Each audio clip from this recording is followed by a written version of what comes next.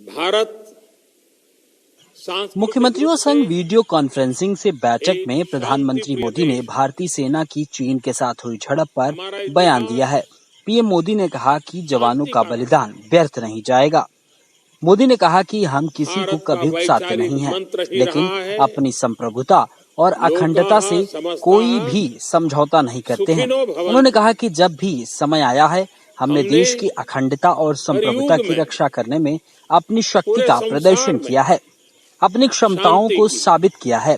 भारत सांस्कृतिक रूप से एक शांति प्रिय देश है।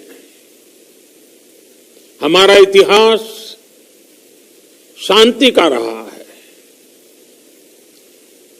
भारत का वैचारिक मंत्र ही रहा है, लोकाः समस्ताः सुखिनो भवन्तु। हमने हर युग में, पूरे संसार में शांति की, पूरी मानवता के कल्याण की कामना की है। हमने हमेशा से ही अपने पड़ोसियों के साथ एक कोऑपरेटिव और फ्रेंडली तरीके से मिलकर काम किया है।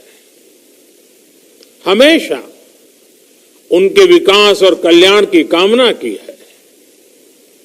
जहां कहीं हमारे मतभेद भी रहे हैं, हमने हमेशा ही ये प्रयास किया है कि मतभेद विवाद न बने, डिफरेंसेस डिस्प्यूट्स में न बदले।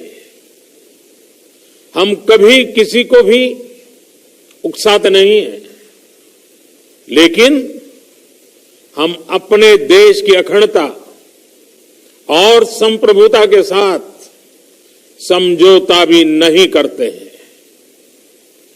जब भी समय आया है, हमने देश की अखंडता और संप्रभुता की रक्षा करने में अपनी शक्ति का प्रदर्शन किया है, अपनी क्षमताओं को साबित किया है। उन्होंने कहा कि मैं देश को भरोसा दिलाना चाहता हूं कि हमारे जवानों का बलिदान व्यर्थ नहीं जाएगा। हमारे लिए भारत की अखंडता और संप्रभुता सर्वोच्च है और इसकी रक्षा करने से हमें कोई रोक नहीं सकता। इस बारे में किसी भी को जरा भी संदेह नहीं होना चाहिए।